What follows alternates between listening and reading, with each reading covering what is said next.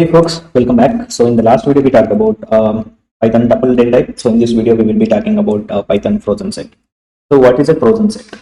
So frozen set is an ordered collection of unique and hashable objects in Python. So lists and dictionaries cannot be members of frozen set. So frozen set works very similar to sets, set data type in Python. So frozen set is immutable and hashable. So frozen set can be created using built-in method Frozenset. So let's get started with the coding part. So we will be doing these operations on Frozenset. So let's get started with one by one.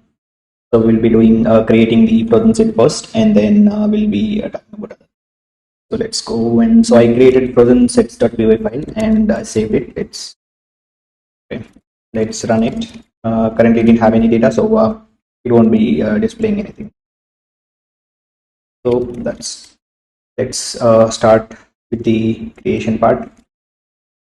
Yes, equals to frozen set. So this is a built-in Python function. We use that to create a frozen set.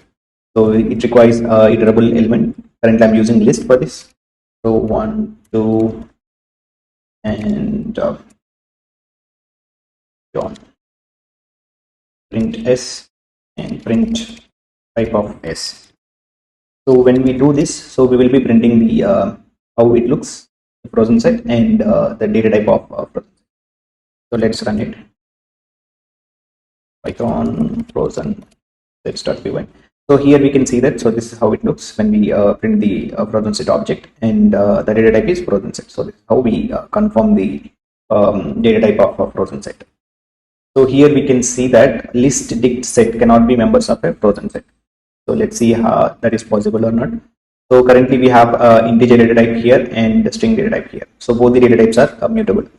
So if we use any other data like dict or list, let's try with dict.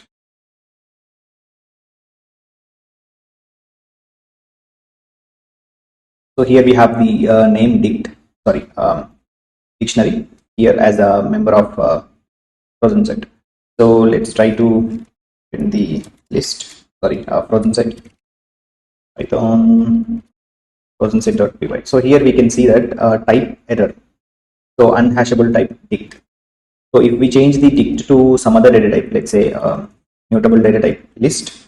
Currently I'm using just numbers here, 3, 4, and 9. So we will be getting the same error, unhashable type dict. So let's use set here, set of. So we will be getting the same error, type error, unhashable type set. So that is because both these three list dictionary and list dictionary and set 3 are mutable data type. So we are getting the this error type error, unhashable type set. So if we use other data type like tuple, so it should work because tuple is immutable data type. So let's use tuple 1, 2, 3. So when we do that, okay, maybe I missed some. Like I missed square bracket. Python frozenset.py. So here we can see that it did print the frozen set. That's because we used tuple, which is immutable. So this is how we create the frozen set. And let's go to the next session. The next part. Converting data type, other data types into a frozen set data type. So let's do one by one. So equals to frozen set of, let's pass hello. Here we are using currently the string data type on frozenset.py. So here we can see that it converted hello into set. As we can see that it's unordered elements. So this is how we convert the string data type to frozen set. So let's use any other data type like it should be iterable. Let me use list here, 1, 2, 3, or 4. So yeah, we can see that it did convert. And we can also use tuple in place of list.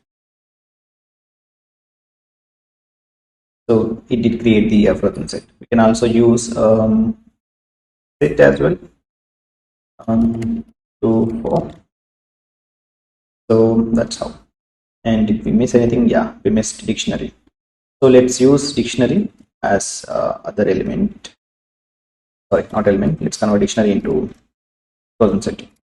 A to 1 and B to 2. Let's print it.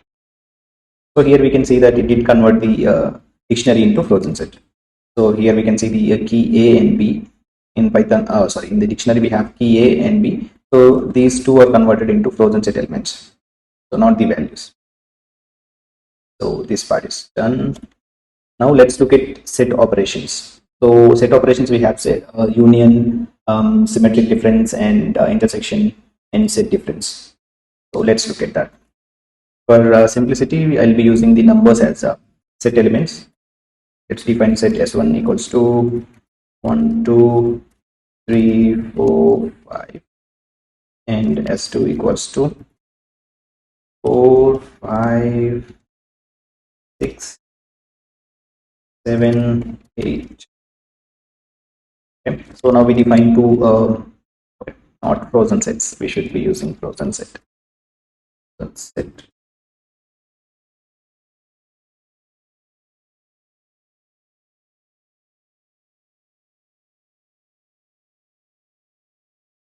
So now we define two frozen sets. So let's do the difference operation.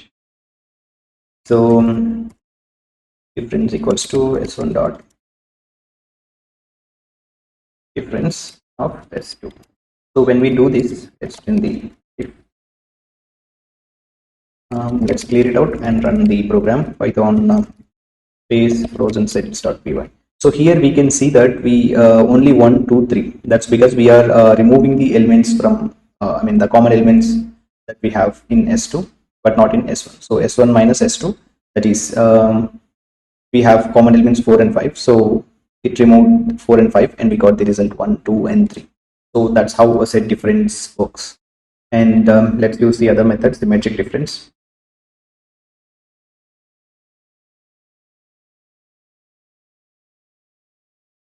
Okay, let's run the program again. So here we can see that when we do symmetric difference, we got non-common elements like 4 and 5 are common elements in both S1 and S2. So if we see the output, we got other than 4 and 5, 1, 2, 3 are from S1 and 6, 7, 8 are from S2. So it removed the common elements and added other elements like 1, 2, 3 and 6, 7, 8. So that's how the frozen symmetric difference works. We can also use this symbol, caret symbol, as a shortcut for that. Let me use that. S1 caret S2. Let's use that. So here we can see the same result as before. So it's just a syntactic sugar for this. Let's use the other operation, union. So S1 dot union S2. So when we do union, so we get all elements from S1 and all elements from S2. Let's execute and see how. So here we can see that we got all 1, 2, 3, 4, 5, 6, 7, 8. So all unique elements from both the sets. So that's how the union works. So we can also use pipe symbol as a short form for this. So we can see the same output here. And we can also use we can do intersection of S1 and S2. So if we do intersection, we get common elements. Let's use S1 dot intersection S2. Okay, let's use result for this. So when we execute code, we got 4 and 5 because only 4 and 5 elements are common in both both in S1 and S2. So that's why we got 4 and 5. So that's how we do intersection. We also have the short form ampersand symbol. But if we use this syntax, it will also do the same thing. So let's do that. S1 ampersand. So let's run the program again. We can see the same result here. Frozen set 4 and 5. So these are the set operations that we have. let's talk about set. So we can also use these three methods: is disjoint, is subset, is superset, to find whether the given set is subset or is disjoint set or superset for the current set. Let's look at that. Let me copy this. So yeah, so S1 is disjoint S2. So if we didn't have any elements, and then we can call it as disjoint if it didn't have any common elements. So let's run the program again. So here we can see that it did return false, a boolean value. That's because we have common elements in both S1 and S2. Let me remove the common elements from S1, and then if we run the program again, we get true. That's because these two sets are now disjoint because they didn't have any common elements. Now let's look at this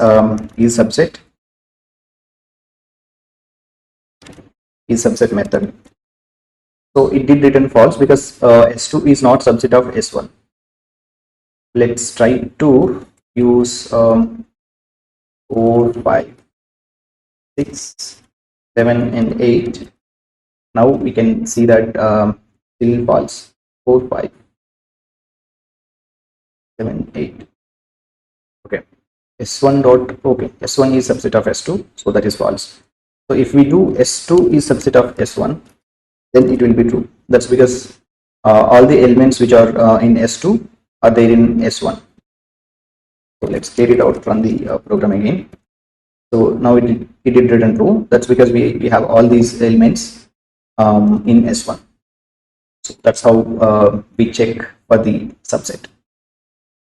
And we have other method, that is superset. So if we do S1 is superset of S2. Okay, need to change this. If S1 is superset of S2, then it should return true because S1 has all the elements of S2, and it also has extra elements. So that's the reason it should return true. So we can see that it did return true. But S1 is not S2 is not superset of S1. So when we do S2 dot superset of S1, and then it will return false. So these are the simple methods that we can use to find whether the set is disjoint or subset or superset. So we can also use the in and not in operations to find whether a given element exists in the frozen set or not. Let's look at that. Let me remove this, add a name here. Let's see.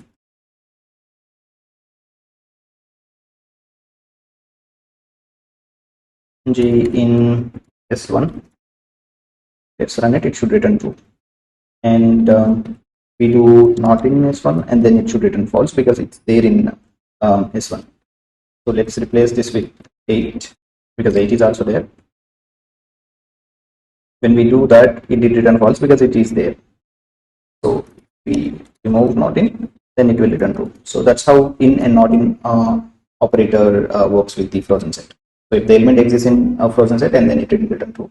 If not, it will return false based on the operator that we are using, whether it is in or not in. Yeah, that's all about the frozen sets. It works very similar to the sets. The only difference that we have between sets and frozen sets is frozen sets are immutable and hashable. So we can use these frozen sets as keys to the dictionary, but not we can't use sets as a keys to dictionary.